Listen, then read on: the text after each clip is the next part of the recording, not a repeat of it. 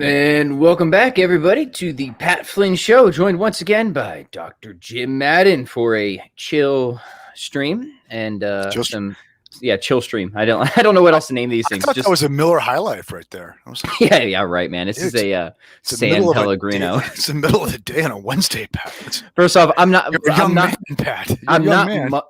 much of a drinker, but if and when I indulge, it's almost never Miller. Which is, deeply insulting to the people of Wisconsin, of course. Right. Yeah. And my dad, like that's all my dad drinks. Yeah. It's just him and his Millie Light. But I mean, I've been to places in Wisconsin where you could walk into the bar and just order a beer, and it would be understood that you were talking about Miller High Life. I mean, there was, there was like the champagne of beers. And you know what? I'll give them credit. They put on a nice little Christmas light show, and we've done the tour a couple of times. Yeah. So, but I just, not much of a Miller guy.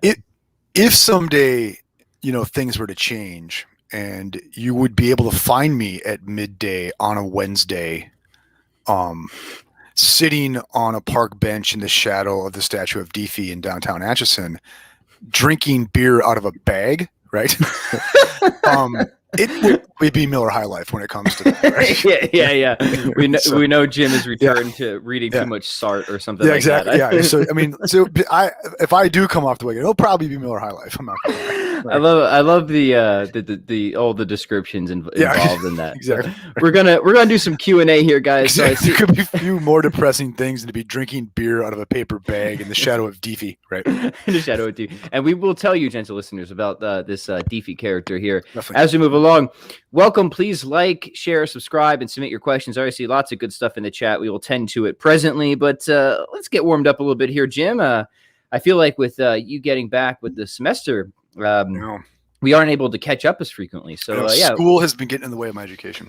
So what have you been working on? What have you been thinking about? What's new since our last chat? I'm my paper on problem, pain, and evolution came out, right? So that's behind me. I have another little something I'm working on, essentialism, with a co-author that I think we'll be ready to share some drafts of that by the end of the week. So that's come along well. I'm working my way through Greek tragedies with my ethics students. We just finished the Eumenides today, and I'm working my way through Book Gamma, the metaphysics, with my metaphysics students. So excellent. Had a superb night of grappling on Monday night, right? So hoping for a repeat offense tonight. Yeah, Dad's hurt over here, man. I got beat up in jiu-jitsu. So it's funny, just real quick. So I did a jiu-jitsu comp. I was probably like 16 or 17 at the time, right? So jiu-jitsu for me was always sort of a supplement to taekwondo. It was never my primary. But so I did a jiu-jitsu comp. I think it was at the comp. I hope it was, because it makes the story a little bit cooler. It'd be lame if it was just practice. And I got put in a Kimura, and I'm like a pretty bendy dude, right? Yeah, like I've seen you do. Yeah, I've got really. So I made the mistake of thinking that I could just wait this one out, and it exploded my shoulder. So it's one of those few injuries, like legit injuries, that I've had in life. And I stopped rolling for many years and just kind of did taekwondo, so it kind of healed up and I forgot about it. Turns out that injury still exists. And the Kimura is still effective, apparently. Well, so I wasn't even caught in a Kimura. I was just rolling with some dude, and I just kind of like pseudo imitated it, like accidentally. And you just went back to that position. Yeah, whole shoulder blew up. It seemed like it was fine that day, but then I would show you guys now. It looks better now, but I showed Jim a picture. Downstream of the bruise. You showed me a picture. Downstream bruising, which is never a good sign. So anyway, it's feeling better now. So I feel like if I don't do anything stupid for a week, we'll be good to go. But what it reminds me of, again, that I need to constantly be reminded of, is just like how much specificity matters, right? Yes. Like it doesn't matter how strong you are in certain pressing exercises, right? Like once you get into an awkward position that you haven't been practicing, like, look, I do pressing all day long, my dips, my presses, but I just got in that awkward shoulder position I haven't been in years, and just there was enough pressure, and then bang, right? So, and I don't think like no amount of warming up, any of that. I mean, it's you have to do the thing, whatever the thing is, in order to build resilience up for doing the thing, right? Yeah. And but also as a note to all the new to BJJ in the audience, right? Don't mess around with the Kimura, man. Like tap to the Kimura. Tap sooner than you think you need. Definitely, especially the Kimura. I mean, that thing does not have to end well. Because it's one of those things where it can seem like it's been going well, and then it's immediately a catastrophe. Like no middle ground. You know what I mean? Right? It's like, oh, I'm fine, and then. Yeah. And the thing with the Kimura too is you can use it to sweep somebody with, so you can pick it up from the bottom and use it to sweep and come up on top. And there's a lot that can go wrong in that position change with that Kimura. So I generally, if you lock a Kimura up, I mean, I'm like, you won. You got it. Yeah, we'll call it there. Cool. Awesome. Well done. Congratulations, sir. Hey, so I want to talk about, we'll take some questions first, but I do want to talk about your paper that just got published on evolutionary pains again, because we're lamenting behind the scenes that like people just don't get the point. Like they don't comprehend it. So remind me, gentle listeners, to come back to Jim's paper towards the end of the episode. But for now, let's take a question. I'm going to take this one. I'm going to take this one first, just because I've seen this one come in. Octus is a good friend of the show. He says, "What are your theories?" Sorry, this isn't the right one. What are your theories on Bertrand Russell's theories of descriptions? First off, God answers to a definite description. So there's definitely utility here. But Jim, why don't you open this one up?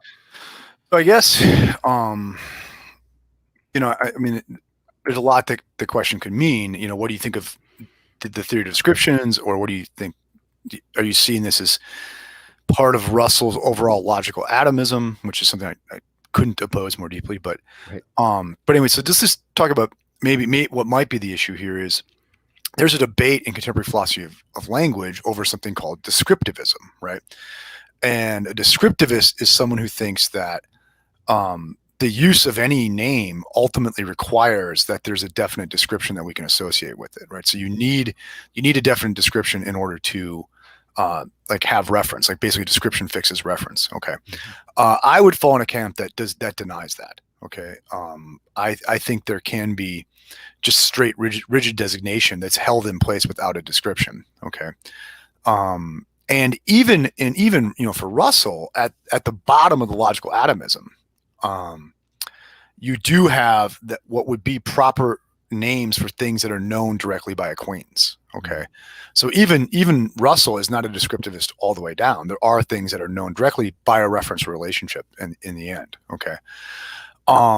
Why do I go the way I go on this is basically if you're going to go in for a lot of the Kripkean essentialism, right, or like 1970s Putnam essentialism, which I do, a lot of it, you're going to have to say that there are some things that are fixed either without a description or with a description that comes out false, right? And I think this is the main case against it that Kripke makes is his example is he's giving this lecture and Kurt Gödel is in the room, okay, and he says, let's suppose we all find out. Right now, if you ask who's Kurt Gödel and he weren't here, we give this description that he's the guy who discovered the incompleteness of arithmetic. Okay, so there's a definite description. Okay, discover the incompleteness theorem.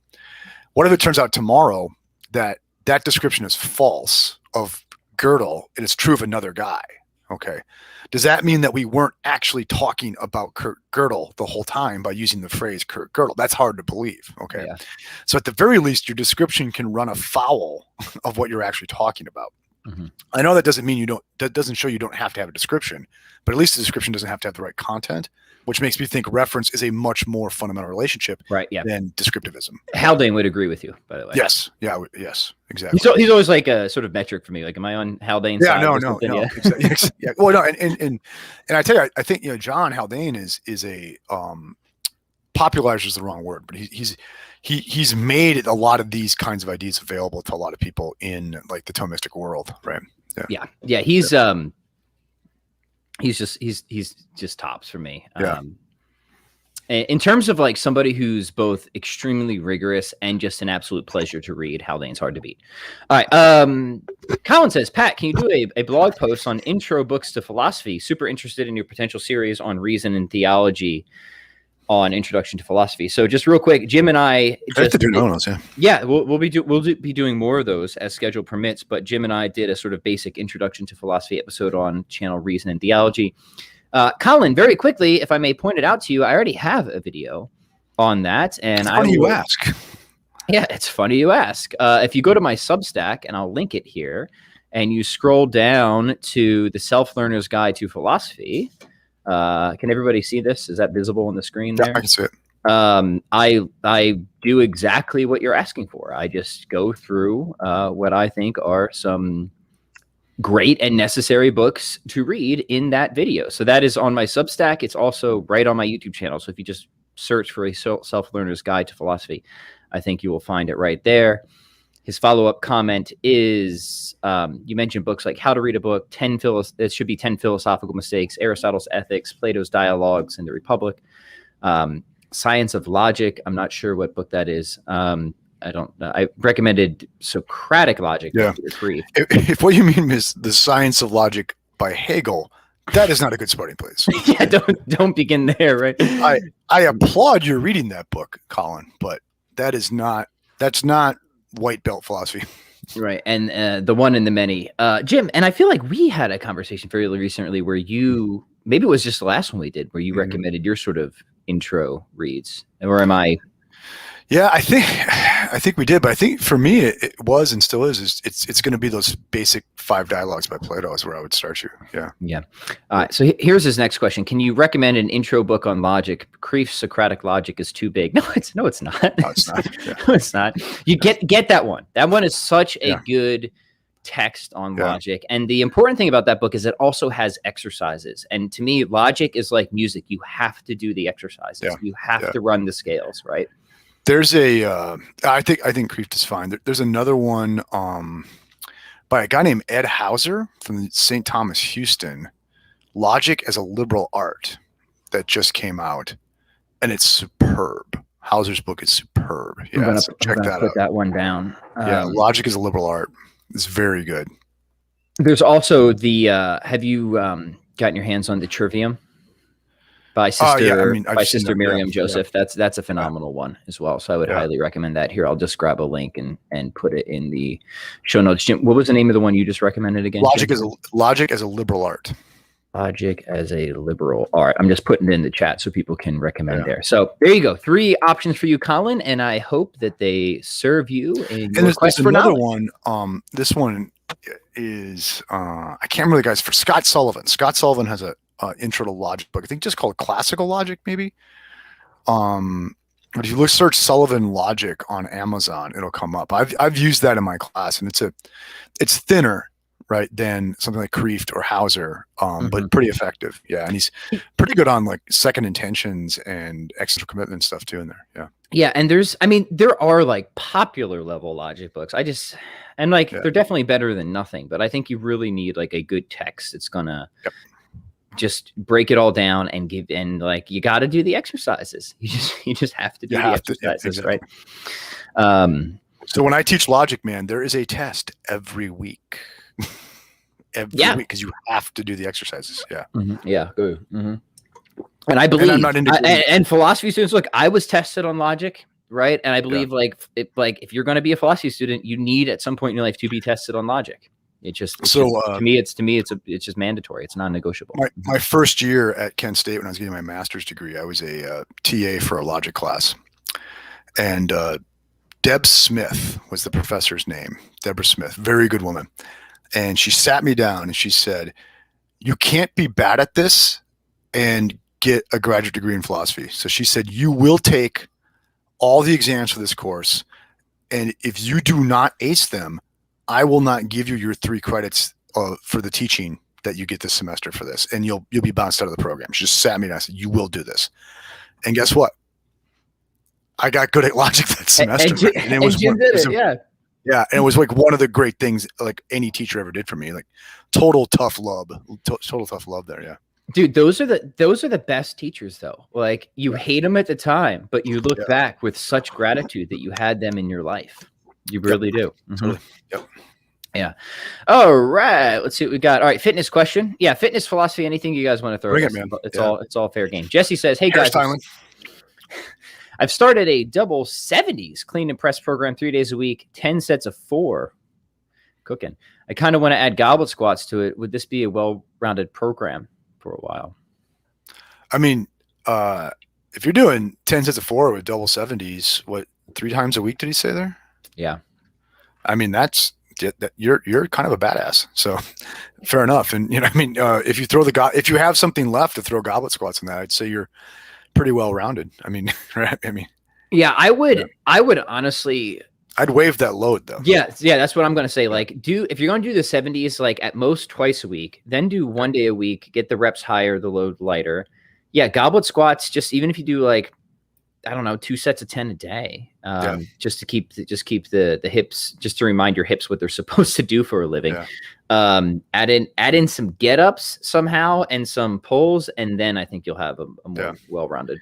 And on the load, I'd like, you got 1 day where you do singles, so it's going to be easy and boring, but that's okay, right? And then have a day where you do doubles or triples, and then have your day where you do 4s, and that could spread out over 2 weeks. It could be like day 1, day 2 in week 1, and then the first day of week 3 is you're into your 4s or something like that, right? But I would definitely waive that load, and I would have some easy, boring days in there. Yep, 100%. And then as I get older and crustier, the more I appreciate this. Have at least one variety day, one randomness day, where you mix things up. You improvise, you get into position you're not used to being in, as I've learned is important again. And you could get hurt like that. But, and another thing, I like the 2 day a week thing there, right? Because I'm kind of doing something similar right now with my own strength set of my training. So just 2 days a week of like pretty committed, dedicated, grindy strength, but that gives me 5 other days to play around with whatever I want to play around with, right? Right. Yeah. Here's a good question. Catholic Base says, what's your biggest stumbling block in philosophy or Christianity, and how did you overcome it? So I think we should answer both. Yeah. Do you want to go first? You want me to go first? Okay, let me go first on philosophy. For me, it was like clinging to certain philosophers as a kind of ideological commitment and not with open questioning. Right.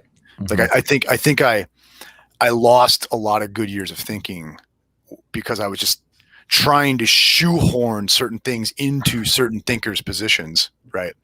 Rather than just asking like, and which is sort of like, I think in a weird way to deny the freedom of the thinker that you're trying to admire. Yeah. Right. Mm-hmm. To make this person something that this person may not be or have been. And you see what I mean? And so I think that was a big stumbling block for me, is to see philosophy as commitment to certain people and not this kind of openness, right? That's why I refuse to like identify myself as an ist of any sort now. Yeah. Right. Yeah. I always try to at least add the qualifier where I'm like broadly a Thomas. Broadly. Yeah. Because the truth is like, obviously I spent a lot of time with Aquinas directly, but in certain ways I've been more influenced by people like Norris Clark. Mm-hmm. More contemporary Thomas. Who is not Thomas, right? Yeah. Who is not Thomas, right? Yeah. So for me, biggest stumbling block is avoiding skepticism. Honestly, that has always been, dude. That has always been my biggest challenge in philosophy. And if you ask me at the end of the day, why am I a theist? Yeah. I think to me, it's theism or skepticism. I said this on Twitter before. I stand by it. To me, the options are not theism or atheism. It's theism or radical skepticism. Yeah. And trying to avoid spinning is it McDowell who says spinning frictionlessly off into the void, right? Yeah. Right. Yeah. That's the stumbling block, right? Yeah. And when I get all the pieces together that I think help you to avoid skepticism and come back to a sort of generally common sense view of reality, to me, that is a theistic picture. Yeah. That's not an easy thing to do, but if you ask me what has been my greatest struggle, it's been avoiding skepticism. Mm-hmm. So, but I'll say this, it's like kind of your analyst here, right? Okay, like, I don't see that as your stumbling block. I think that's one of your great virtues. That you have like kind of the balls to carry that problem around with you for a decade, right? And you, especially in our conversations, Pat, like you're worried about skepticism. And you push it, you press it, you press the skeptical argument. You're not like, you have not strawmanned that thing, right? Right. So it's a stumbling block maybe between you and becoming settled, right? but I don't think it's a stumbling block between you and being like a really grade A philosopher. Oh yeah, I see. I see what you're saying. Yeah, okay. I'm just answering this differently than you. Yeah, I hope I wouldn't strawman it because it's a personal question, right? Yeah. And I hope I wouldn't strawman anything I present on here because the stuff I present on here and things I'm really trying to work out for myself. Right. And when you're trying to work things out for yourself and not just like beat some other guy in an argument, you tend to care about getting things right. You tend to care about the best representations on both sides. So. So we just answered that question differently, but that was sure. So for me, I was looking at like what gets in my way of what I see as being a good philosopher, right? Now, if you want to like, what are the abiding philosophical problems for me? Well, I think the mind body problem is one that's on my mind quite a bit, right? As you've noticed, right? That sort of thing. It's interesting for me. The atheism theism thing is just like settled. It's as you know, like you have a hard time even getting me to talk about it, right? Right. It's just not on my radar anymore because I'm just a very settled theist now, right? Something struck me when I was reading Alex Proust a number of years ago. Yeah. And some question like this came up. It was on his blog. It was informal. I couldn't remember, but he was saying like the God question to me is just not that hard. And I agreed with him. Like, I don't think actually of all the difficult things in philosophy, and a lot of philosophy is very difficult, right? I don't think answering the question of God's existence is even close to being the hardest. I just don't. Right. And that's not to say it's easy, right? Like the arguments can get very technical. There's a lot of clever objections you have to deal with. But to me, there's a whole host of other issues that are far more, at least personally, difficult than the God question. Yeah. Yeah, exactly. And I think for me, like long time questions that kind of like the haunting, like for like skepticism for you is for me is this question of how I can connect the transcendental possibility of reason with its grounding in the mundane, right? The sort of the McDowell Dreyfus kind of debate. That's the one that like keeps me awake at night. I keep going over like the metaphysics of goodness too. That's one that I keep like, is this a primitive and unanalyzable property at the end of the day? Is it really having a couple exchanges, one with our friend Casey right now? We're kind of having a written exchange, and I hope to actually publish it on the blog when I'm done. Cool. So I've got a lot of thoughts on that. And I've never gotten over Nietzsche. Like going back to when I was 19, I read it for the first time. Right? Yeah, he wrecks you, dude. Yeah. Well, yeah, or maybe not. Right. That's the question, right? For me, some of those really basic Nietzschean questions about, once we realize our belief structures have an origin in something that may not be truth conducive, that's an interesting question to me. Yeah. So like if you talk about like his genealogy, which was the most influential to me, which is like the one that I always recommend if you're going to read anything from Nietzsche, you got to read the genealogy. At least if you're from a theist and Christian perspective, it seems to be, and it's an enjoyable read too. You're right, because there's just so many deep epistemological questions that invites that you really have to. And to me, I don't think you can really settle it apart from also meta-ethical considerations as well. Right. And then try and break a symmetry, right? You got to try and break a symmetry at some point with that. Or, for me, the big part of the genealogy of morals is one of my favorites, right? And for me, it's third essay, last several sections, right? Those high 20s in the sections of the third essay where, he's bringing up this, it doesn't matter. And like Christianity's just been an example throughout the book, but he's talking about science. He's talking about all forms of normativity. Once we make a naturalistic turn, he thinks they're done. Right. And that's a question that's been on my mind since I was like 19 now. Yeah. So real quick, if I could pimp something else, if you go over to my Substack, I have an essay on resentment and political wokeism where I actually argue that, his critique of Christian morality fails, but it's eerily prophetic of political wokeism. Yep. So if anyone wants to check that out, that's over at the Substack. And this is a heifer, guys. This one is like, good luck. Good luck getting through that. Well, and like Nietzsche would have told you this. Like, I mean, like this, his critique of, the radical left politics of his era is, well, this is just warmed over Christianity, right? Well, let's talk about that. So that was the second part of the question. Biggest stumbling block in Christianity. So let's take it both ways, since we kind of did it with philosophy. One is like, what stops me from being a holy person, right? Or like, what's my greatest intellectual difficulty in the faith? So. Yeah. So for me, what stops me from being a holy person? That's an interesting question. I think like anyone else, it's just, a certain laziness will set in, right? A certain, ability to hear your own excuses for things, right? I don't think I'm terribly dramatic that way, right? Complacency, right? Yeah, I think. How about you, Pat? That's all the same. Yeah, right. Greatest intellectual, just a general spiritual laziness, right? Yeah.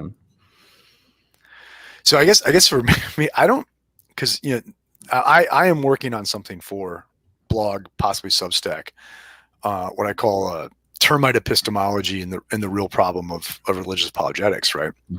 And so for me, like I think the very idea of casting Christianity in terms of intellectual problems, right, is our adopting an Enlightenment kind of epistemology that is foreign to the way human beings have actually transmitted religious belief, and really any important belief, for our entire natural history, right? So I have to admit, I don't really feel at a first order level a lot of challenge to Christianity intellectually, right? Because I just think that's really not what holds me to it in the first place. What holds me to it in the first place is a kind of momentum in my life world, which is, I think, how it should be. Yeah. Right. I would say any issues, the greatest issues with Christianity were issues that aren't issues specifically for Christianity, but bear in on particular religious commitments.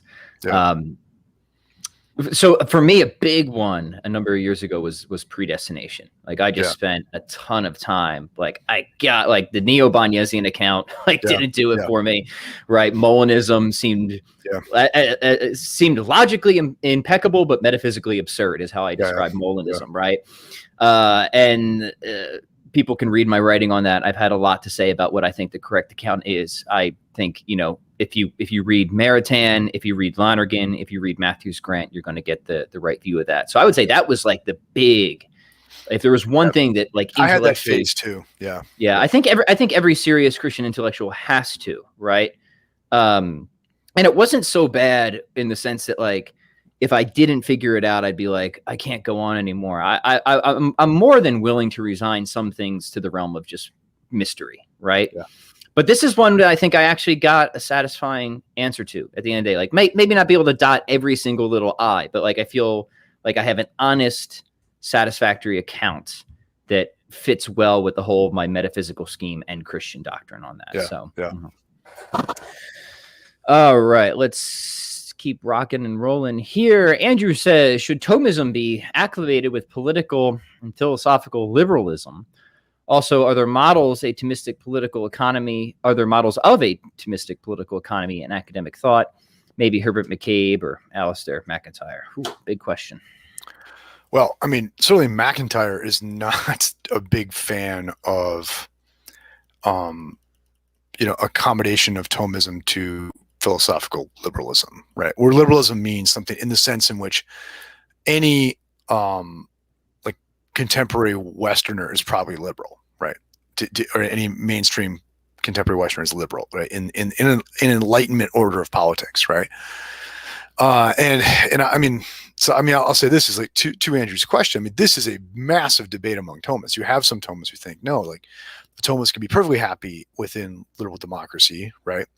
And you have some Thomists like McIntyre. Think of like McIntyre's last book was entitled Ethics in Conflict with Modernity, right? In conflict, right? And which is to say that, he thinks that there's something deeply wrong with political liberalism, right? And he thinks Thomism is one of the great sources of critique on that. Yeah. Right. McIntyre on the justification of coercion and constraint, right? Yeah. So a book I'm reading on this right now, I haven't finished it. I'm going to link it in the comments. This is kind of like my side reading that I just tap into every now and then. Is a relatively new one. I just linked it. It's called Politics of the Real by DC Schindler. Oh, yeah. And like this one has caused quite a stir, but he's arguing from a Thomistic paradigm against a liberal paradigm, and like for like a pretty, I think I haven't read his conclusions yet, so I don't want to misrepresent him, but it seems like he's heading towards a pretty strong form of integralism. Yeah, that he's advocating for. I don't have a settled view on this. I don't either. Political philosophy is a bunch of open questions for me, to be honest. Yeah, I mean the thing is it seems like a Thomist and a Catholic, you're committed to like some form of integralism. But it's like you have hard, moderate, and soft forms, right? And like a soft form would be like, like it would be nice, but it just doesn't make sense right now, you know? You know, I mean, I think one of the things about these debates, and gosh, I hope I don't get hate mail about this, but it's like a lot of times the debate is ignoring how culturally and politically irrelevant we are in this debate, right? I mean, you know what I mean? It's like, whether, I mean, so for me, the question is not whether the modern political order is, like the best order. Okay. Although as somebody with an Irish surname in America, I have to admit, it's been pretty good for me, because if it hadn't changed this way, I probably would not have been taught to read. Right. Mm-hmm. So, okay. All right. There's a reason why my people came here. It didn't work out well in the old order for us. Right. But, I mean, I've always been kind of compelled by like some things that Rawls said, where where he says, look, pluralism it's not a theory, it's a fact. Like we are in a situation of de facto deep pluralism. And it's even more so since Rawls wrote. Okay. And I'm not coming out for like Rawls' solution to it, but what I'm saying is like the fact of the matter is like whatever we Thomists in contemporary America think about the liberal political order, we are in it. We are in the liberal political order, and its maintenance is necessary to our survival as like a cultural unit, right? Do you see what I mean? Like, so I think some good, you know, natural rights Lockeanism is very much in our pragmatic interest right now. Mm-hmm. Right. Yeah, you know, pluralism was, of course, a big motivation for Descartes too, right? Yeah. This is what kind of like bothered him. That's sort of what motivated the Cartesian project. He's like, all right, all this disagreement, we're going to drive it to the ground and work it back up with absolute certainty across the board, right? Yeah. And we see how that turned out. Yeah, but like Descartes wasn't looking to like broker an agreement, right? Mm-hmm. You know what I mean? It's like Hobbes. I find Hobbes interesting this way, because what's Hobbes doing? He's writing right after the English Civil War, right, or in the midst of it. He's like, dude, that was not good, right? Okay, right, that was no bueno. And you had like intractable pluralism on steroids there, right? Burn the other guy's village down kind of pluralism, right? And he's looking for a way. How could we admit we are not going to agree on this and just broker a deal where we could coexist? Right. Yeah. And I mean, so liberalism is broadly the idea that you find some like dispassionate organizing principle, right, between pluralistic beliefs in a society. And like, say whatever you want about it practically, but even theoretically, it's kind of absurd, right? It's like, how could you have a dispassionate principle against? I mean, look what's going on with the abortion thing right now in Texas, right? It's like you have one camp that says, like, look, you're killing innocent babies, and you have another camp that says, look, you're violating women's fundamental rights. Like, you can't be dispassionate about something like that, right? Like, it's got to break one way or the other. And so I guess this is like, okay, so.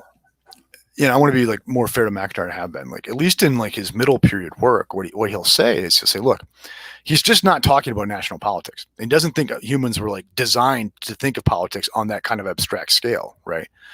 And I think he's pretty sympathetic to say that we need the liberal order to maintain the pluralism that will let us get away with living the way we want, right? Mm-hmm.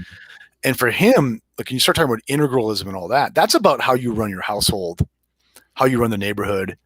You're getting on the school board, your parish council, you know, what you do with your courts, stuff like that. I mean, because that's where, like, in Aristotle's sense, that's where politics is going on, right? And so I guess what I'm going is, like, for my own political views now, is I'm getting to a point where I'm like, hey, like, what we just need is a non-interventionist kind of libertarianism at the top, right?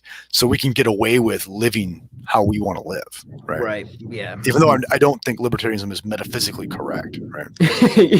Yeah. It's funny. Like, you know, I was kind of my political path is, you know, is pretty liberal for a while, even though I always had, even when I was young, issues with a generally liberal paradigm. Then I became extremely libertarian.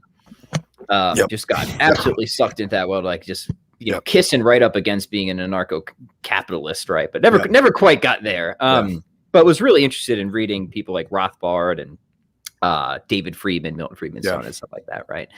But they just never persuaded me. But now, like, man, my libertarian sympathies have been re-aroused, to say the least, like recently. Even though you're right, I don't like metaphysically. No, I'm not convinced. But yeah, exactly. As a pragmatic matter, yeah.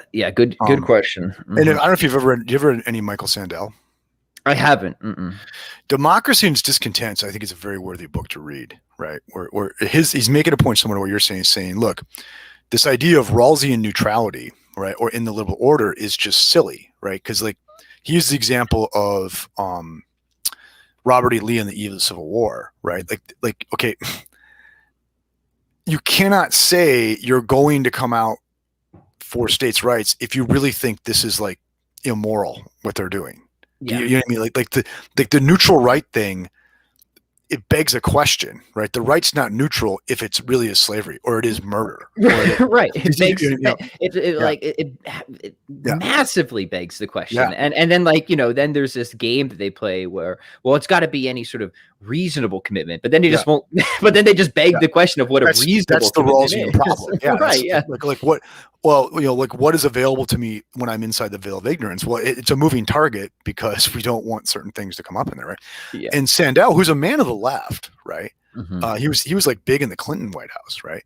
But his thing is, no, we have to actually look at these as substantive moral issues and come to kind of consensus answer on this before we can rule on it. I mean, he's confident the left case will win it, but he doesn't think you can just appeal to procedure, like neutral liberal procedure, to solve this, right? And I agree with him, but I also think it's a pragmatic matter. I want some neutral liberal procedure so I can continue to live my life in quiet. Right.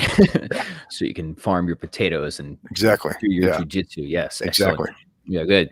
All right, Brian says, back to fitness. What do you do when you can't decide on which program to do? I never know which goal to choose to design or choose my program. Yeah. You're not choosing a program for life, right? You're choosing a program for maybe 6 to 12 weeks, right? Strength, endurance, fat loss, those are all good goals, and they should all be a part of your phase of training at some point, time or other, right? So I think you just literally write them down on 3 strips of paper, draw one out of the hat, get a program for 12 weeks and that fits that bill, and just do that for 12 weeks. And then you'll have 2 slips of paper left. And then 12 weeks later, draw one of those out of a hat.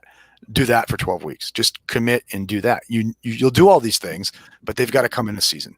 Yeah. Dude, I think that's great advice. I love the sort of cognitive offloading die-based program. Like the less decisions you have to make, right? The more you can just take off the table, you'll be able to save that mental energy for other more important things. So with you 100%. Yep.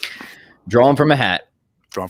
Our friend Herb says, he's thinking of starting Brazilian Jiu-Jitsu, but is worried about injuries as most guys who've been rolling for a while are pretty banged up. Hey, how about a guy who just restarted rolling and is already banged up? Says, am I being silly?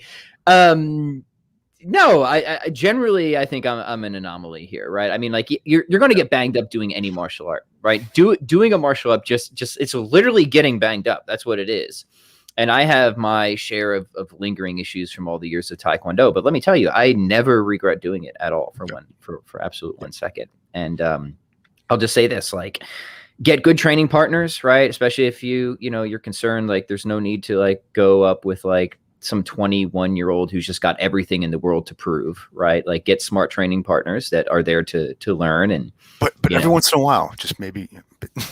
Yeah, no, like dad's got to do the 360 tomahawk jam every once. I mean, that's part of my issue, right? It's like, dude, it was amazing. So it's been many years since I've rolled, but it comes back like that. Like I was just like re-downloading. It was like I felt like I was in the Matrix, where I was like re-downloading all the moves on the fly that I thought. You I learned had in your teens too, right? So it's hard in there, Yeah, so it was hard in there coming back on the fly. So like I was getting really excited, right? Because I was doing well, but then just got in this weird position with my shoulder. And you had made your wings out of wax, and then Yes. you like flew really close to the sun, didn't you? Yeah, that's exactly what happened. Exactly. Yeah. Right.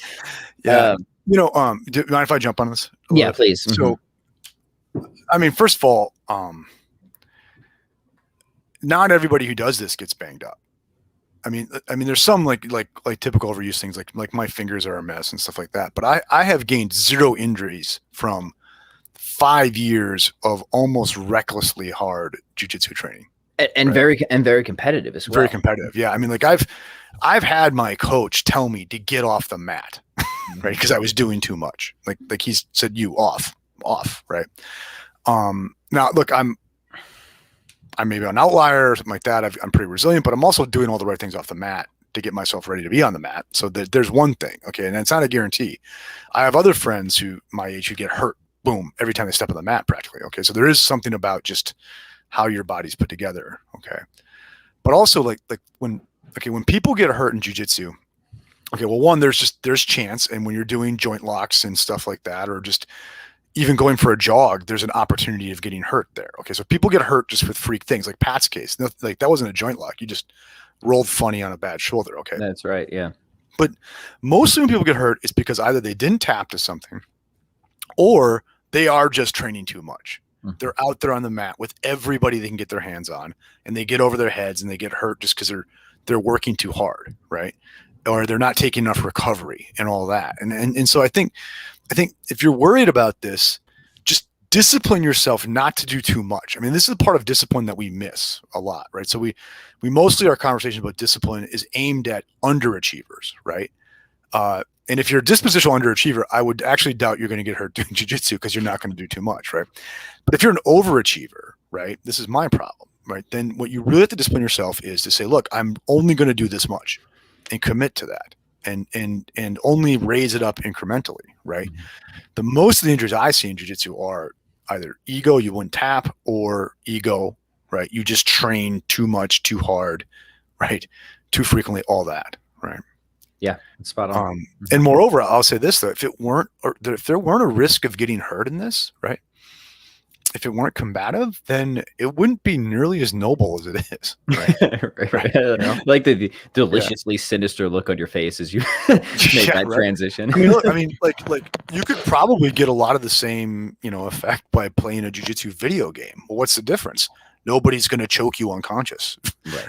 Right. Yeah. Yeah, exactly. All good advice, just manage the frequency, intensity, and don't let your ego get in the way. Yeah. Right. Tap sooner than you think you need if you know you're caught. That's as simple as that. Right. Yep. I'll tell you what, though. I mean, jiu-jitsu, I think I can say this at this point, right? It's a lot softer than Taekwondo. Right. Yeah. Oh yeah. Taekwondo banged me up quite a bit. Judo, man, I would, if I had stayed with judo, there's no way I'd still be doing it now. Yeah. Just even once or twice a week at judo, I was a mess. Yeah. So somebody Catholic says, imagine Flynn and Madden having an epic spar in heaven. We don't have to wait till heaven. Just next time. Let's go, man. First off, Jim would crush me, right? He's got worlds. I'm a white belt. Yeah. I'm a white belt and in jiu-jitsu. I'm bigger too. Yeah. But in jiu-jitsu, that's less of a factor, right? But we'll next time you do a Wisconsin trip, we'll train. Yeah, we'll train. Yeah, it'll be fun. But I don't know. Another thing too, with jiu-jitsu, and this goes back to the previous question, is I don't even like the word spar there. Okay. We're training. Like if Pat and I, we're playing. Like, so if Pat and I visit Wisconsin and we go to his gym and we go in there to train, there's no trophy, right? There's no medal. There's no, this is not Achilles at the gates of Troy, right? This is two guys trying to get better at jiu-jitsu and trying to get better together at jiu-jitsu. So we're going to try to finish the other guy, but ultimately what we're doing here is we're training. We're trying to get better, right? Does that make sense? And I think that diffuses it so much, and you're less likely to get hurt, right? Right. Yeah. Here's a question that'll probably get us in trouble with the algorithms if we say anything out loud. Thoughts on C19 originating in a lab? I mean, hey, look, simple John Stewart. Google John Stewart. Yeah, John Stewart. I think nailed this one for sure. Yeah. Sorry to interrupt you, but yeah. Yeah, no, that's. I was glad you brought that up because I was trying to remember what was that sketch. John Stewart. Yeah. Duong says, what are your favorite arguments for establishing the divine attribute, specifically intellect and God's infinity, in stage 2 of the arguments? This stage is now focused on more by atheists. Well, as it happens, I have a paper that will hopefully be accepted and published exactly on this soon. So let's give a little background of what Duong's talking about. So I guess in philosophy of religion right now, when it comes to cosmological arguments, which are just effect the cause reasoning arguments for God, I think it's been generally acknowledged that like actual philosophical progress has been made, in the sense that more and more philosophers agree that like there has to be some uncaused or necessary reality, which is what we call stage 1 of a lot of cosmological arguments. It's saying like, look, we've got a whole bunch of contingent cause things. It seems like we really can't make sense of this unless we have like one uncaused or necessary thing. Can I do one bookmark there? Yeah.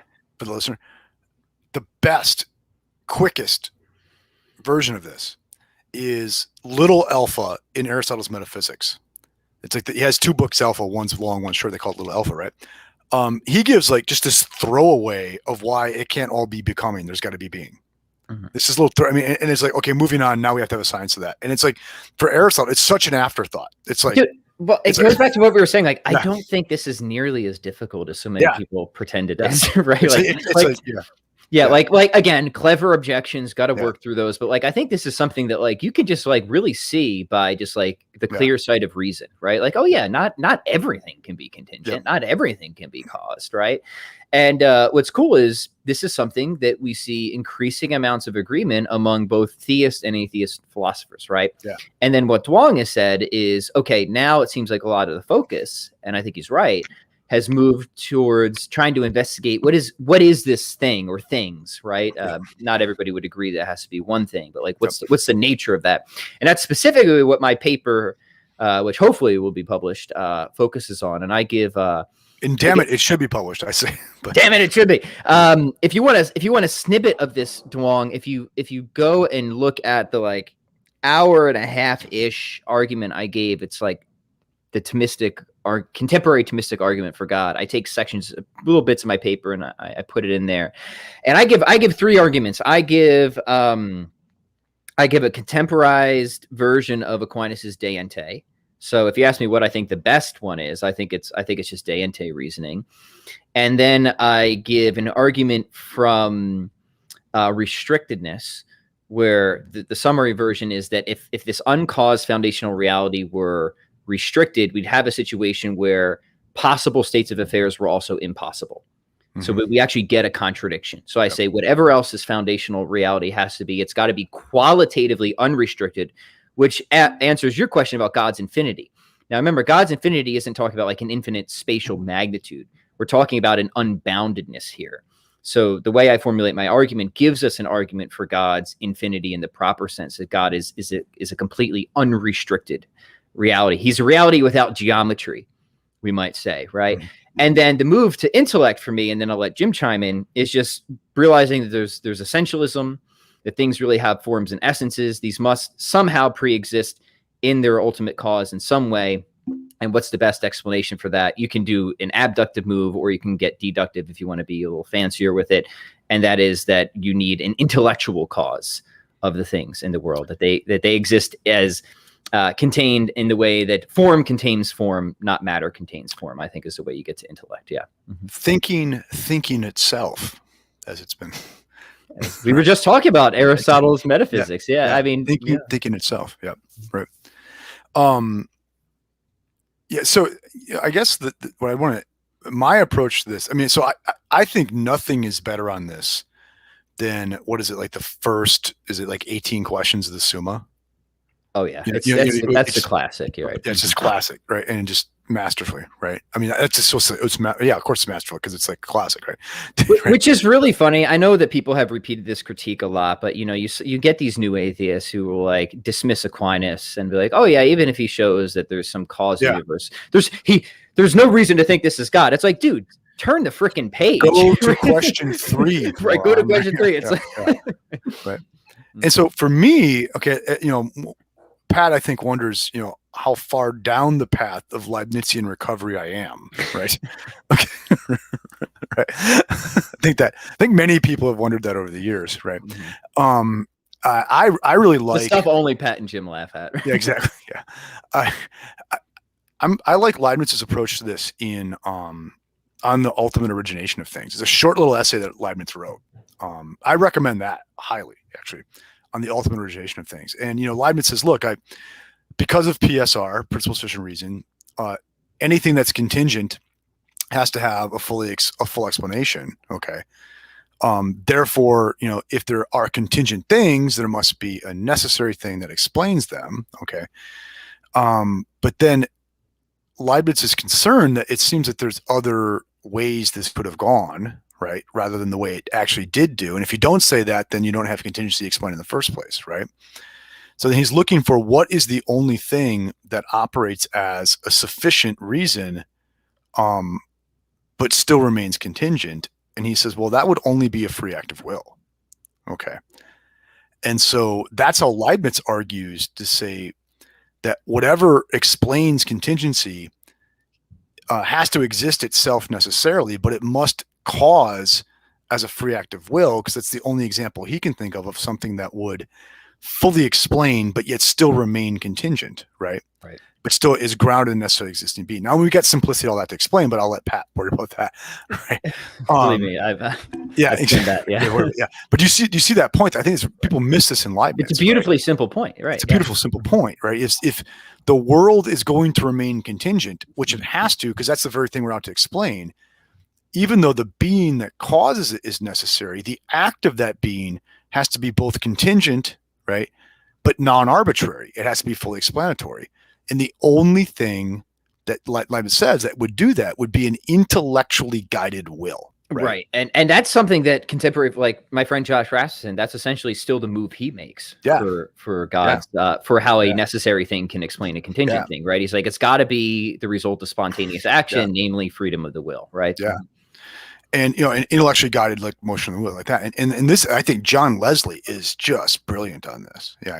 In a number of places. Yeah. Speaking of modal collapse, if I can talk about the Substack, and Duong, I'm not sure if you saw this, but I actually took a comment that you put in last time and use this as my kickoff for this piece. So if you want a quick response, my 14th millionth response to the modal collapse charge, it's over at the over at Substack. And I treat specifically with intentional action, because now there's formulations trying to push modal collapse from intentional action there. And I should have like modal collapse part 17. No, like literally look at all these links where I say I've responded to it here, and here. And I didn't even get them all right. So if anybody asks me to respond to modal collapse again, I'm ignoring that question until you've demonstrated to me that you've gone and read and watched everything else I've had to say, because I just, so there's that there, Dwan. So thanks for the good question and check it out.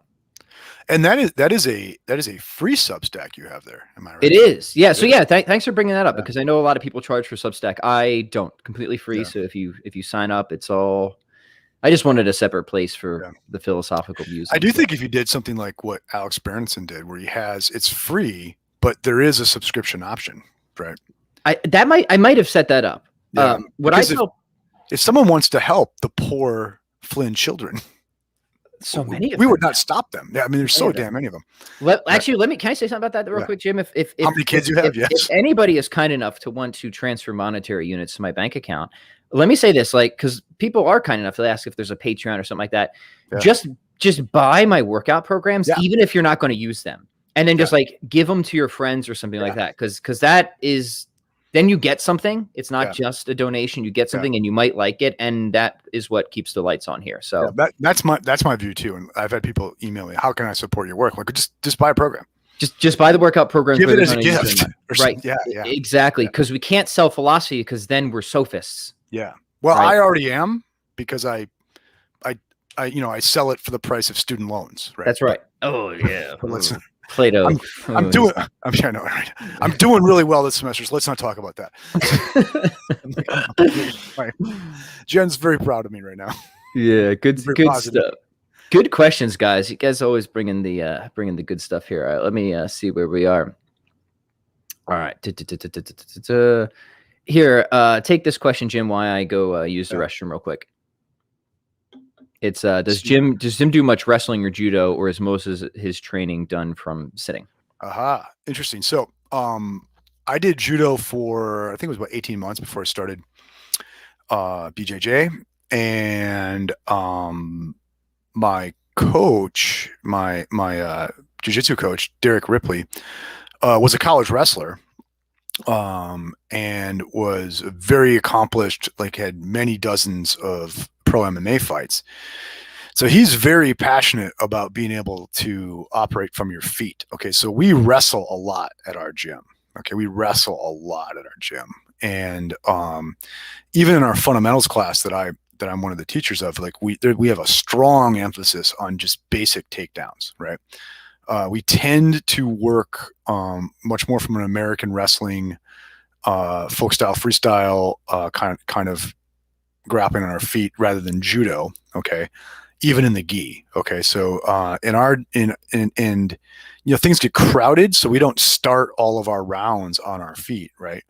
But for instance, last Sunday, we had a competition practice in no gi, and man, we started out wrestling for all the rounds for a good hour and a half of training there, and lots of wrestling. So I personally, I mean, I'm not a great wrestler. I'm much better on the ground, but man, do I love to wrestle. I really, really love to start my feet and wrestle. Yeah. Excellent. Okay. Yeah. All right. Duong has another question. What is your study routine like? Do you research every day, or have you slowed down after reaching a certain point? No, I mean, I guess I don't know. And I don't mean this in any way to be snotty to Duong, but I don't really know what we mean by research for like people like me. I'm always reading. I'm always like, I get up in the morning, I do the hygiene, right? I go downstairs, I do my like morning breviary, and then I start reading. Right. And then I'll go outside and work out at some point, and then I'll go to the office and I'll read, and whether it's course prep or something else. Right. And then, I'll come home, and unless I'm accosted by Pat, I'm going to read. Right. Which does happen, yeah. Which does happen. Right. It's a good thing. But what are Pat and I going to talk about? We're going to talk about what we're reading. Right. Mm-hmm. I mean, like when Pat and I meet off air, literally, right, Pat, like, what are you doing? Well, I'm reading this. What are you doing, Pat? Oh, I'm reading this. Right. And so, this is a point I make in the fitness realm a lot is, for me, it's not a question of whether I'm going to work out today. It's what my workout's going to be, right? No more than whether I'm going to brush my teeth, right? It's just what I do now, right? For me, it's the same thing with reading. It's the same thing with research or study, right? It's just what I do now. It is what I do. Like, if I, after dinner, I'm not running around doing something for my kids, I will just pull a book out and I will start reading. And it might be Hegel that I'm reading, right? It might be, a foreign affairs journal, but I am always reading. It's just become a habit to me now. The lifestyle of the scholar is what I do now. Right. Yeah. You just swim in it. You steep in it. Yeah. The only thing I'll add to that, aside from, it's just the default, right? Like unless I'm doing something else, like, with the family or doing music or doing a podcast, the default is there's a book in my hand. Right. Yeah. I have the reading I do specifically for any projects I'm writing on. I have the reading I do for any of my obsessive interests that don't like relate to a project, but like I just like had this, I just need to figure this out. And I just kind of have like what I call my generalist reading as well, where it's like always trying to revisit Aristotle, Plato, Boethius, Augustine, Aquinas, basic competence kind of stuff. Yeah, just like always revisiting that good stuff is kind of how I break it out. So like the first thing can often be like hyper specific, hyper technical, hyper nuanced, right? Stuff that most people most of the time will never care about, right? Whereas the latter stuff is probably more of the kind of things that I would be more apt to recommend on this podcast and stuff like that, right? And like I'm not kidding. Like people hear me joke like sometimes like if you do nothing else, like put on Plato's Republic when you play Mario Kart. Like when I play Mario Kart with the kids, like that's what I do, right? So even when I'm not reading, like I still, and I don't do that just for me. Like I want my kids to be steeped in that stuff, right? So like I want them to hear like Augustine's Confessions in the background or Consolation of Philosophy or whatever, right? Because kids are sponges, man. So especially for parents, like just get that stuff playing and going. Yeah. Right. I read all of the Tolkien trilogy and The Hobbit aloud to my kids twice, right? Read all the Harry Potter stuff aloud, read all the Percy Jackson stuff aloud, right? Read like a bunch of the Shakespeare stuff aloud to my kids. Like we just built this culture of reading, right? Right. In the household. So Mira, you know, little Mira, you met Mira. She I've had the pleasure. She just crushed Charlotte's Web in 2 days, which is pretty impressive for her age. Rowan is almost finished with the Gospel of Luke right now. Nice. So we, and he's a young dude, right? So we take reading very seriously in this house, right? And we make it fun too, like, cause kids need different incentives. But like, fortunately they actually love to read for the sake of reading. So it's like already a big win there, but it's like, hey, you read through the Gospel of Luke, you write me a report on it, and I'll take you out to Mission Barbecue or something like that, Yeah, exactly. Yeah. And, and like, if I'm going to go pick up somebody from the airport, I bring a book. Right. And it's not because I'm like this pretentious professor that needs to be seen, with his Hegel at the airport. I feel naked without it. I'm like, well, what if I have to sit there for 10 minutes? I could have been reading my Hegel, right?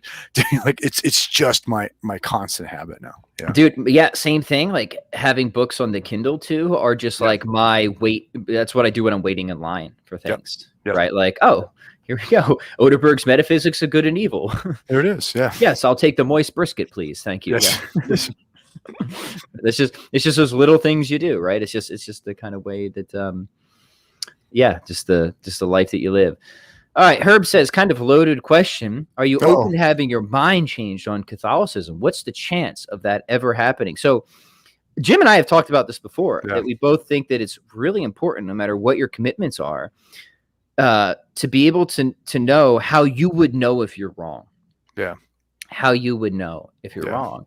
And I think we both previously identified where that threshold would be. So one of the things that actually appeals to me about Catholicism is it seems like it's something that is actually in principle falsifiable, right? So like if the example I give is like if there's a Vatican III, right, and the church and all of our authority said we're Unitarians now. We were wrong about that Trinity, right? All that stuff, we were just way off course. That would cause me, and you guys can hold me to this if this ever happens, right? I expect that you would, right? To throw my hands up and be like, I'm wrong, right? Now, do I think that will ever happen? No, right? Because I actually believe the church's claim about being indefectible, but that's something that to me would be like, that would be a clear falsification of that belief. Yeah. Right. So, and I would, I'm probably more wishy-washy here. I don't even think you have to know what the line would be. You just have to say that there is a line, that it would be possible for me to come to the conclusion that this thing is not what it claims itself to be. Right. And maybe I don't even know specifically what that would be. Right. But if you think, no, there's absolutely nothing that could ever be a deal breaker here, then it just seems it's untethered from reality now. Like there's no way this commitment could run inconsistent with the way the world really is. It sounds to me then that's just irrational commitment then. Right. And even if I can say exactly what would it take, right? I think you still have to say, even if I don't know the exact criterion, because I don't really know the criterion on which I believe it, so I don't think I really need to know criterion on which I would deny it, right? But I do think there is one. And if I really said, no, there's nothing, there's no possible way this could be wrong, it's right, then it's just not subject to any kind of traction, right? Friction with the world now, and it's just spinning freely. And I don't know if you really believe it then. Yeah, and I've even gone further. I've talked about it before. Like, what would happen if that happened to me? Like where would I go? I think I would just be like a broad Neo-Platonist religious pluralist, something like that, right? Now, again, do I think that will ever happen? Pagan and Aristotelian, right? Right. Yeah. Right. I wouldn't become like like an atheist existentialist, or something like that. But no, I think it's a really important question, Herb. And I think this goes for like any position you hold, whether it's major or even relatively minor. Like, how would you know that you're wrong, right? Yeah. And like, have you really been able to admit that there's some threshold, right? Some criteria, even if maybe you can't specify exactly where it is, that would what would it take for you to, would it be possible for you to leave the Republican Party? Would it be possible for you to leave the Democratic Party? Would it be possible for you to no longer root for the Kansas City Chiefs, whatever, right? And if there's no, it just couldn't go otherwise. And it seems to me what you're dealing with here is an irrational commitment. Yeah. Right. The Kansas City Chiefs. Yeah, sure. Right. Yeah. I'm trying to think if there's like, yeah, you know what? That's interesting because there are like some things. Yeah. No, I go back and forth, right? There's some things where it's like, I say I'm not open to changing my mind. Yeah. But yeah. So like the commitment that human beings are of infinite value and worth is something that I'm not really open. Like if I'm just being honest, like, because I wouldn't know how to live anymore. You know what I mean? Right. But I also, so if I'm just speaking honestly, like I don't even know how that would be falsified for me without a whole bunch of other stuff going before it. You know what I mean? Like, so some things are just so closely tethered to other things. You know what I mean? Yeah. And it's one thing like to say you've got like you're a commitment to a single proposition as opposed to a commitment to like an institution. Yes. Yeah. Right. Right. And I mean, I'll even say this is like, I mean, could there be a deal breaker between my wife, Jennifer, and me? Yes. I don't really know what it is, but I think there could be, right? But that just says to me, I didn't join a cult in marrying her. Right. And same thing is like, could there be a deal breaker between the church and me? Yes. Do I know what it is? I don't necessarily know what it is, but that just means I didn't join a cult. Right.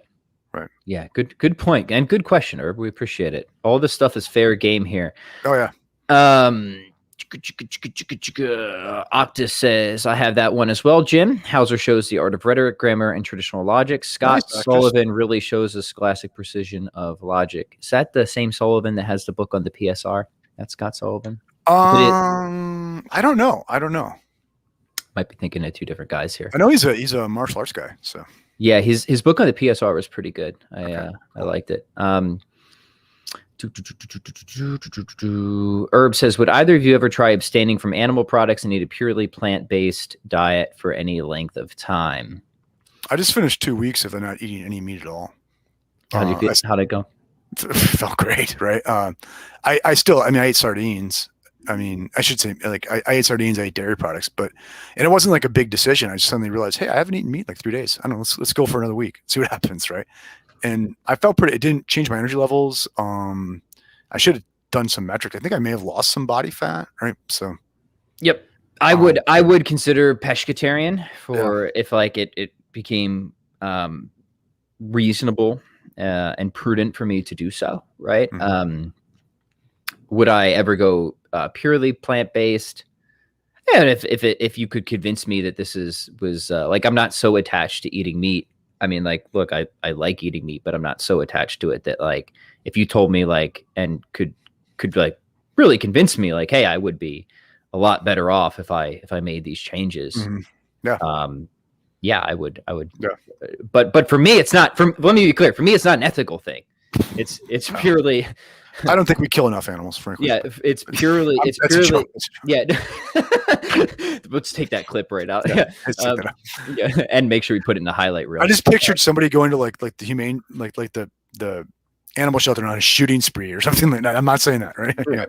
And but for me, if it was a prudential or pragmatic consideration, yeah, of course I'd be open to it. Just like I'm open to any dietary considerations or changes if I think it's going to cause me to live a healthier, more productive life. Yep. And I already have days where I don't eat meat.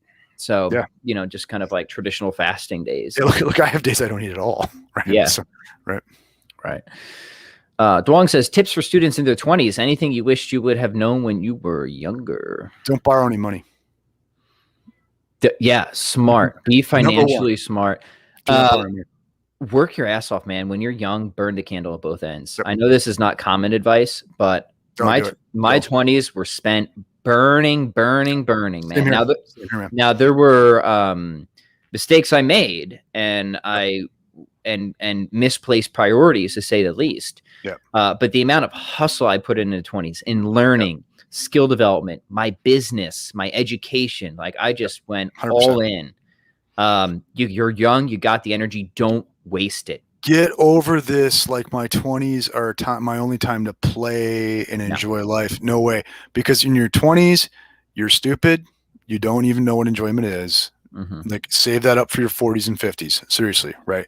No joke, man. Your tail off. Work like a dog in your 20s. Mm-hmm. Get all that stuff settled.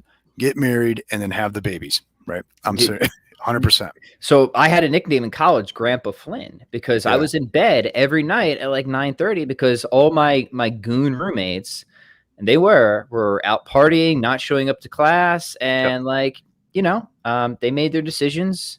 I made mine. I was paying for school, my own money. So I was going to show up. I was going to be in class. I was building my business.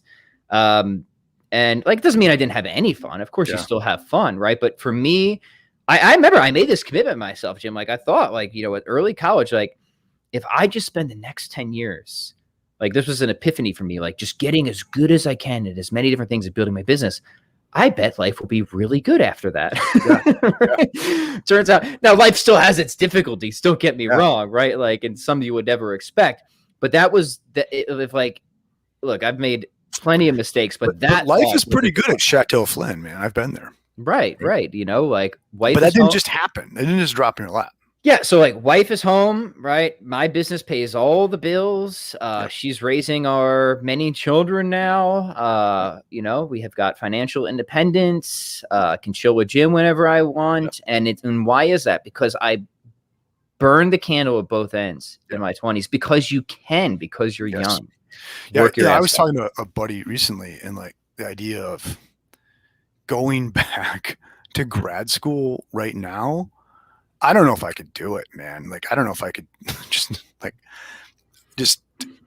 the stress and, the terrible hours and all that stuff, or like going to law school or veterinary school or something like that right now. I don't know. I mean, I know people my age do it, but I don't know if I could do it right now. But I tell you what, man, I was a machine in my 20s, man. I was like, grad school, I read a book over and above my coursework every week. Mm-hmm. When I was in grad school, I was a machine, right? And that's what it takes. Whatever your field, I don't care what your field is, you just got to be a machine there, right? You're young, you can do it, but then you have to know when to turn it off too. Like at some point, you have to say, okay, I've achieved that. Now I'm going to start living a broader, more balanced life. But when you're in your 20s, like go for it. I hear students say this all the time. Well, I want to live a balanced life. So, I'm going to like have fun on the weekends and I don't want to take school. So no, balanced life doesn't mean balanced at every moment. It means over the full course of a life, you've lived it in the proper season at the proper time, right? That's what balance is. That's what moderation is. And when you're 22 years old, you are a hormone driven work machine and you should take advantage of it. 100%. Yeah. The only thing is I wish I would have started that grind even sooner, right? In second grade, which I was burning it. Right? Exactly. Yeah. No, like that's seriously a thing. That's seriously something I'm trying to instill with my kids. Like with Roan. Now, obviously, I'm trying not to be like the crazy parent, and we do have fun. But it's like, I started guitar pretty young. I started getting into philosophy pretty young. I started martial arts pretty young, but I didn't start them that young, right? Like I started guitar. Like middle school, seriously. Yeah. But like, I wasn't playing piano when I was 5 years old. Right. Roan is playing piano at 5 years old. You know what I mean? Yep. Right. So that sort of stuff. And that's just the way human progress works. Like you're the beneficiary of an upbringing that probably was better than your parents' upbringing, right? And now your kids are a beneficiary of an upbringing, and and this is not to like criticize your parents. That's better than your upbringing. Right? Yeah. Just that this is how human progress works. Yeah. Right. Yeah. Parisa says, any thoughts on different theories of the atonement? Well, I'll just say I'm partial to Eleanor Stump's account. Yeah. Yeah. That's I've given that very little thought, I will admit. Yeah. Yeah. So her book is a nice kind of survey of the different theories as well. So if you haven't read that, I would recommend Eleanor Stump's Atonement. All right, let's take one or two more here, and then we will call it a session here. Here's a good question from Matt. I have a friend who holds a Gnostic view of the afterlife, believing that we are somehow absorbed back into God since we came from God. How would a Thomist respond to such claims? We were just talking about Gnosticism the other day, Jim. Well, I mean, it's not clear how wrong that is from a Thomist perspective. I mean, like, I'm going to be careful. I mean, there's distinctions to be made, but I think the term absorbed is very ambiguous. Absorbed is ambiguous. Yeah. But I mean, I think a lot of times, and this is to the detriment of Thomism, right? And I think we have Chesterton to thank for this. And keep in mind, he wrote his book on Thomas with maybe having never read Thomas is one of the ironies. Okay. That's one of the things about the history of that book is like he apparently just grabbed like a few slim volumes. Yeah. And like kind of skimmed them and then churned out that book. Right. Yeah. I think this whole like Thomas is the great philosopher of common sense, like he's Thomas Reed or G.E. Moore, has got to end, right? Like Thomas's theology, his natural theology, is spooky as all hell, right? It is. You know what I mean? You want romance of like a theological dramatic romance. You don't need to go to New Age. Thomas has it, right? The notion of divinization is in there. It is big in it. You know, what is it? Like going back to Aristotle, what does it mean to say the intellect is separate? It means to say it's somehow identifiable with the divine intellect, all of that stuff, right? Yeah. So God became man so that man may become God, right? That Thomas is wholly on board with that. Wholly on board with that, right? And now it doesn't mean like we literally become the Godhead. So we do want to make I mean, and that's where the Gnostic thing goes wrong. But I mean, I guess what I want to say is like, I think a lot of times there's this tendency to want to like reject anything that's got that like spooky wooey thing, right? But read like Ratzinger's Spe Salve, right? That is a spooky wooey document in a lot of ways, right? Right, because the beatific vision has to be the most intimate union possible, right? And it's timeless, man. Right. And the most intimate, eternal union possible. Now, this is not something that we can comprehend in this life, obviously. Now, if you just say that we become identical with the Godhead, we'll say that's going to be metaphysical nonsense, right? And to be clear, we are not saying that. Right. And because there's as the De Ente, so De Ente takes care of that. If you want to say how a Thomist would reply to that, there can only be one God for many principled reasons, right? But to Jim's point, which is right, is like the whole idea of heaven is not just like some nice place where you get nice food and angels with harps. It is a participation in the divine nature, a sharing of the divine nature, and the most intimate union that we can possibly that can possibly be had, right? Now, again, what is that like? I have no idea, and I pray and hope that someday I'll find out. But right. No, and I mean, and what's it going to be like? It's not going to be like anything that like through a glass darkly, man. Right.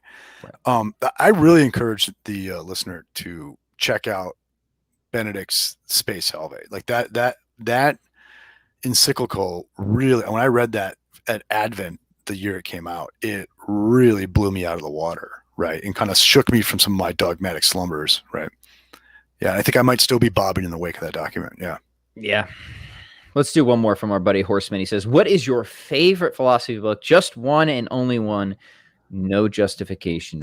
Oh, that's the toughest question we've gotten yet, I think. Republic. Can we talk about the Republic for a little bit? Because I've got it so fresh. Yeah. It's so good. It's so good. The whole history of philosophy is right in there. It's all in there. Yeah. I mean, like we're talking about the beatific vision. I mean, like you kind of have heaven and hell in the Republic too. So was Plato right? talking about He's talking about, and this is in the Catholic tradition where it's like, it seems like heaven and hell are things that we can kind of know by natural reason, actually, right? And like it seems like we actually have evidence of that, right? Of thinkers like Plato. I mean, what is the good, right? I mean, it's the good is Aristotle's prime mover. Like remember for Aristotle, the prime mover moves things by everything's attraction to it. Everything sees its fulfillment in the prime mover. Like the prime mover doesn't reach down and pull things. Things just chase it because it's the good, right? I mean, so the good in Plato is the prime mover in Aristotle, right? You see, and so like when Plato envisions the philosopher leaving the cave and getting a glimpse of the sun, it's the beatific vision. Yeah.